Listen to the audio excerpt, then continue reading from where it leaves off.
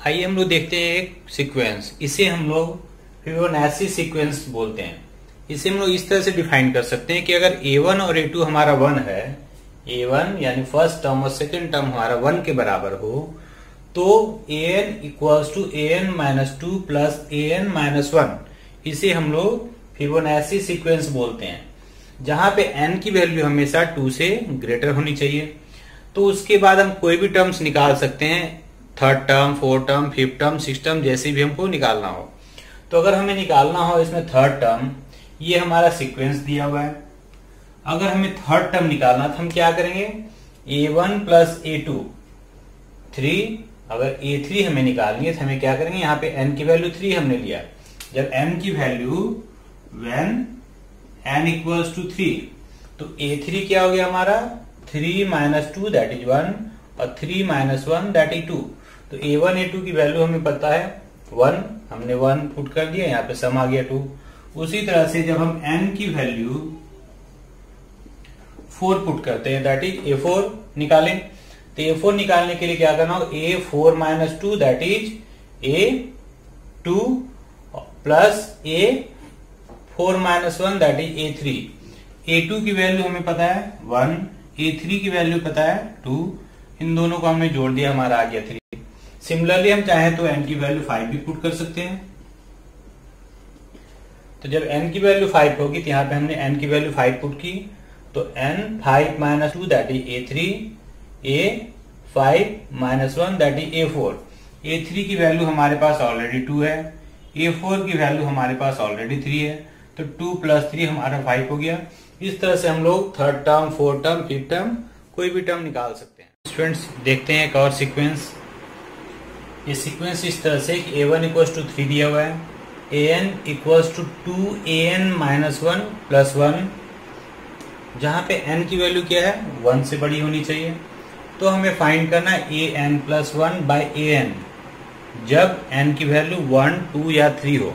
तो हमें देखिए जब n की वैल्यू 1, 2 और 3 हो तो हमें क्या निकालना है, इसकी वैल्यू निकालनी है।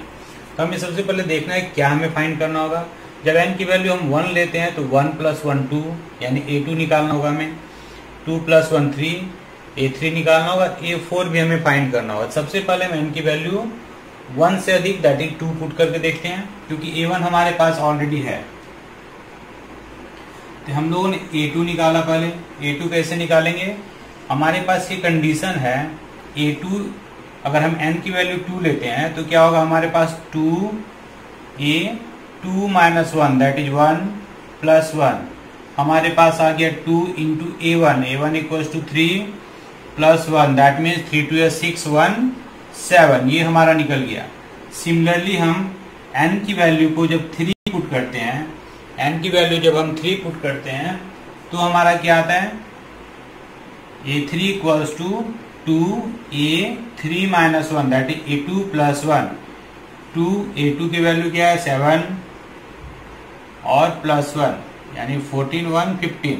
सिमिलरली हम a4 निकाल लेते हैं, 2a4 जब हम n की वैल्यू 4 पुट करेंगे तो यहाँ पे क्या हो जाएगा 4 minus 1 that is a3 plus 1। तो ट्वाइस a3 की वैल्यू क्या है 15 प्लस 1 यानी 15 2 या 30 प्लस 1 31। अब हमें क्या फाइंड करना है, अब हमें फाइंड करना है कि an प्लस 1 बाई an, ठीक। तो अब हम क्वेश्चन पे आते हैं कि व्हेन n इक्वल्स टू 1, तो हमारा an प्लस 1 बाई an क्या हो जाएगा a2 बाई a1। जब n की वैल्यू 1 होगी तो इस सीक्वेंस के लिए या जो हमारे पास दिया हुआ है, तो n की वैल्यू अगर हम 1 लिखते हैं तो n 1 प्लस 1 2 बाई a1। तो हमने यहाँ पे n की वैल्यू क्या रखी है 1 रखी है। तो हमें जो निकालना था इस सीक्वेंस के लिए, तो पहले n इक्वल्स टू 1 के लिए निकालना, फिर 2 के लिए, फिर 3 के लिए। तो हमारे पास आया a2 बाई a1, a2 यानी 7, a1 यानी 3। उसी तरह से हम जब n की वैल्यू को 2 पुट करेंगे तो हमारे पास आ जाएगा, हमारे पास क्या आएगा n की वैल्यू 2, तो 2 प्लस 1 3, तो हमारे पास आ जाएगा a3 बाई a2। a3 हमारे पास क्या है 15 और A2 हमारे पास क्या है 7। तो इस तरह से n की वैल्यू ने 1 पुट किया, एक वैल्यू आ गया, n की वैल्यू 2 पुट की, एक और आ गया। अब n की वैल्यू को हम 3 पुट करते हैं तो हमारा क्या आ जाएगा A3 + 1 A4 by A3। A4 means हमारे पास क्या है A4 31 और A3 हमारे पास है 15। तो इस तरह से हमने देखा ये सीक्वेंस गिवन सीक्वेंस के लिए जो हमें फाइंड करना था an + 1 बाई an, कब जब n की वैल्यू 1, 2 और 3 होगी तो हम लोग इस तरह से किसी भी सीक्वेंस की वैल्यू को फाइंड कर सकते हैं। जैसा कि हम लोग पिछले वीडियो में देख चुके हैं कि nth टर्म निकालने के लिए फॉर्मूला क्या है एपी में। nth टर्म फॉर एपी क्या है हमारा, nth term of an AP क्या था हमारा a + n - 1 d, जहां पे a हमारा क्या है फर्स्ट टर्म और d हमारा है कॉमन डिफरेंस और हमारा n क्या है नंबर ऑफ टर्म्स जो हमें फाइंड करना होता है, नंबर ऑफ टर्म्स। तो अब हम एपी के क्वेश्चंस में क्या देखें, किस तरह से हम लोग टर्म निकालते हैं, किस तरह से हम फाइंड कर सकते हैं कौन सा एपी और उसके किस तरह से एपी बनेगा। अगर हमारे पास गिवन कुछ कंडीशन जैसे हम लोग लेके चलते हैं कि गिवन अगर हमारे पास है ए हमारे पास दिया हुआ है 3 और डी हमारा मान लेते हैं दिया हुआ है -3। अगर हमें फिफ्थ टर्म निकालना होगा, अगर हमें फिफ्थ टर्म निकालना है तो हम इस फॉर्मूला का यूज करते हैं। फिफ्थ टर्म के लिए हमारे पास क्या होगा a + 5 - 1 d। 5 क्यों, क्योंकि n की वैल्यू यहाँ पे 5 है तो हमने क्या लिखा a + 5 - 1 d that is a + 4d। हमेशा याद रखना है कि जो फिफ्थ टर्म है तो उससे एक टर्म कम यहाँ पे होगा d का मल्टीपल।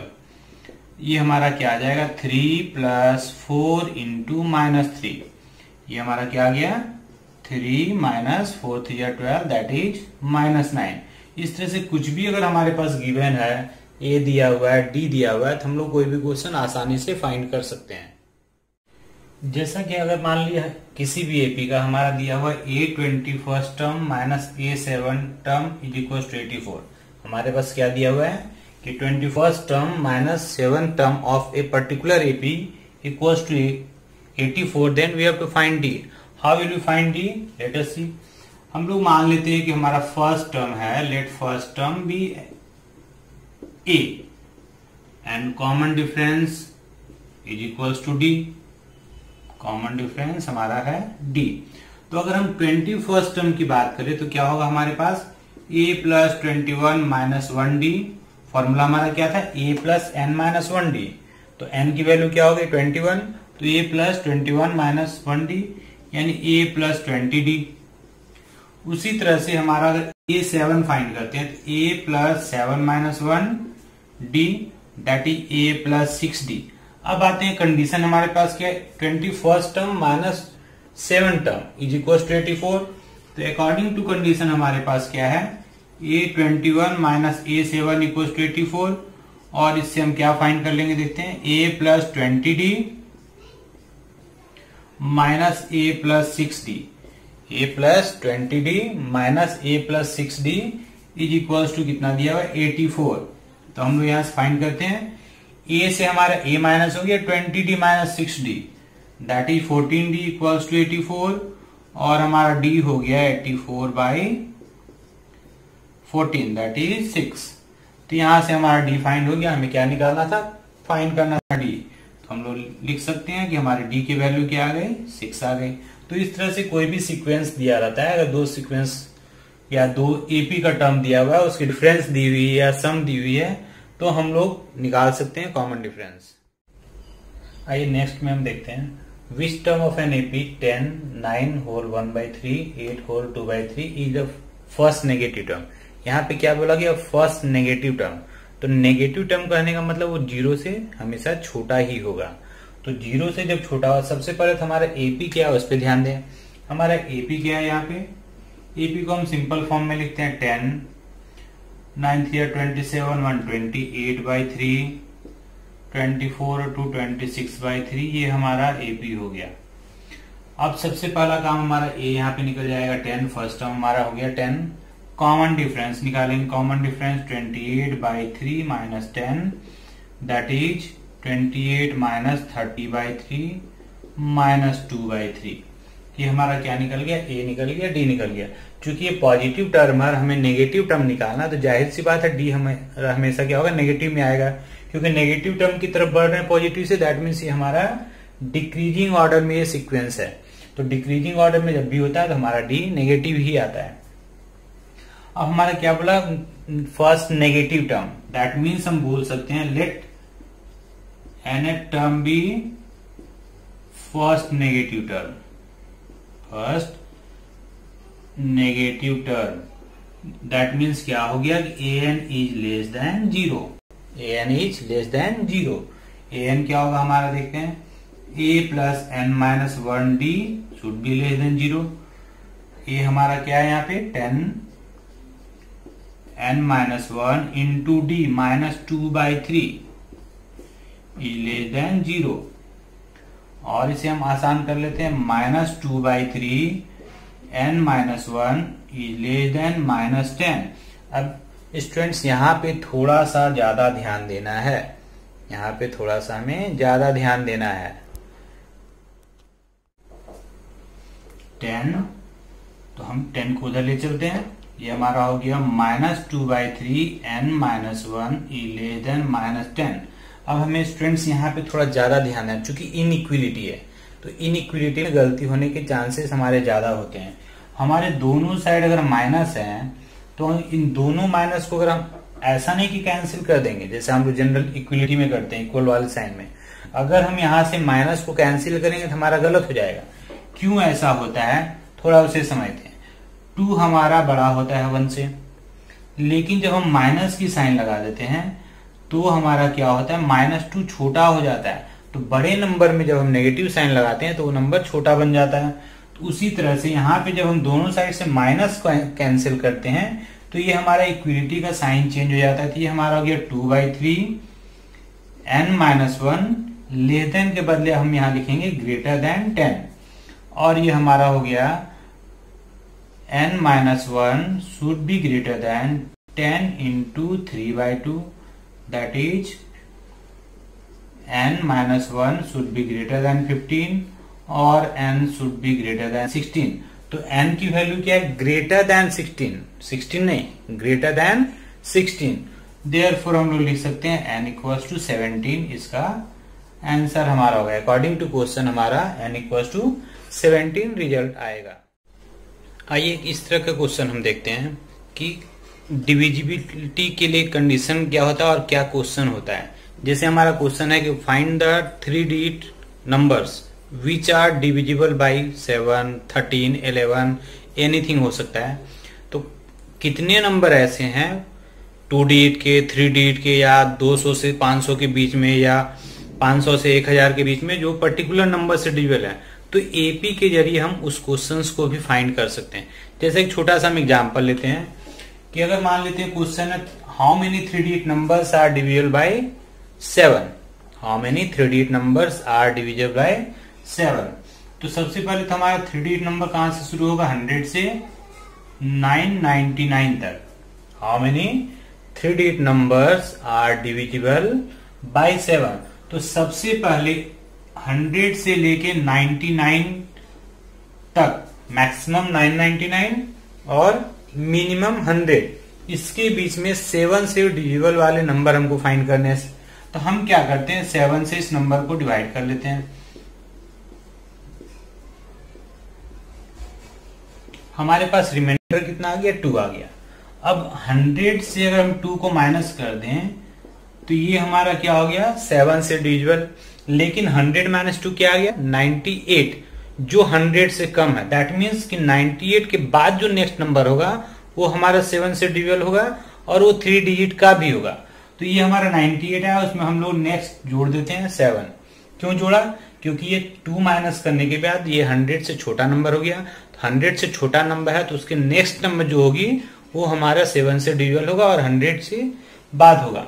तो ये हमारा आ गया 105, यानी फर्स्ट नंबर जो इसका होगा हमारा जो इससे एपी तैयार होगा, उसका होगा 105। फिर हम इसमें 7 जोड़ देते हैं, 112। अब हमें पता करना है कि लास्ट नंबर क्या होगा, तो उसके लिए हम क्या करते हैं, 999 को डिवाइड करते हैं 7 से,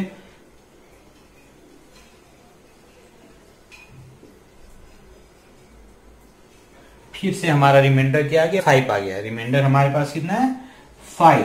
अब इस 999 में जब हमने 5 माइनस किया तो ये हमारा आ गया 994। तो हमारा लास्ट नंबर जो होगा वो 994 होगा। इसमें हमें कुछ ऐड नहीं करना है, क्यों, क्योंकि ऑलरेडी 999 से छोटा ही नंबर है। तो हमारे पास जो एपी तैयार हो गया वो ये हो गया कि 100, 112 डॉट डॉट डॉट 994, यानी हमारा फर्स्ट टर्म क्या हो गया 105, कॉमन डिफरेंस 7 और nth टर्म हमारा होगा 994। nth टर्म हमारा क्या होगा 994। फॉर्मूला अप्लाई कर देते हैं, an equals to a plus n minus 1d, यानी हम लिख देते हैं 994 equals to 105 plus n minus 1 into 7, और इसे हम अगर सिंप्लीफाई करते तो ये हमारा आएगा 994 माइनस 105 दैट इज 889, और n minus 1 equals to 889 by 7, ये हमारा आ गया 127। इससे हमारा n का वैल्यू क्या आ गया 127 प्लस 1 दैट इज 128। तो ये जो 128 है, ये 128 क्या हमारा निकला कि कितने ऐसे नंबर है जो 7 से डिविजिबल हैं 3 डिजिट के। तो 3 डिजिट के 128 नंबर्स ऐसे हैं जो 7 से डिवाइड होंगे।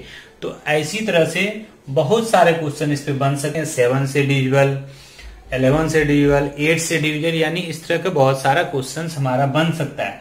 ध्यान ये रखना है कि हमारा रेंज क्या दिया हुआ है। अगर 3 डिजिट का नंबर है तो 100 से 999 लेना है, और हो सकता है कि कोई पर्टिकुलर रेंज दे दिया जाए 500 से लेके 900, 700 से 900।